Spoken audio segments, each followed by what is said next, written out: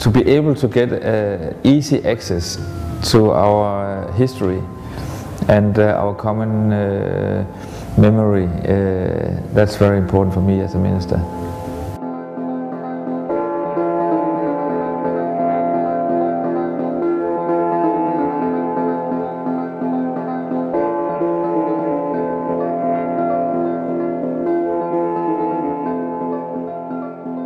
It's the first time we have experimented with crowdsourcing as a work method on this scale, and we couldn't have done this project without all the thousands of Danes who had been part of it.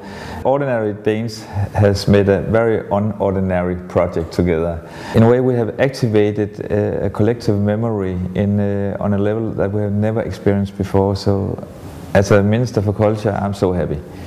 Everyone can access it from their home computer and the laptop, and of course we can see how many people who are visiting the website. It's overwhelming, and it shows something about that if you are able to get access easy way where you are right now, everyone likes to jump into this pool of knowledge, and of course I think it's a brilliant project, and I have to say thumbs up for all the volunteers.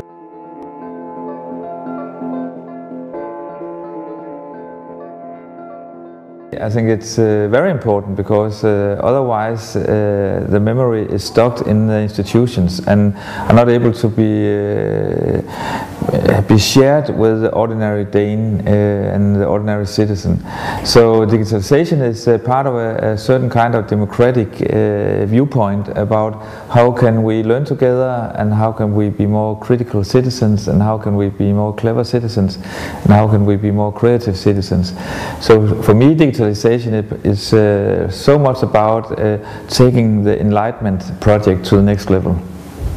The digitalization, which we are really undergoing now on a level we couldn't have imagined just 10 years ago.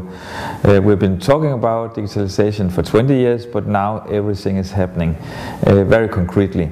And this specific project is a good example about how can we create a digital culture strategy in Denmark, and specific when it comes to our archives and our museums. I think this project is a really front-runner project.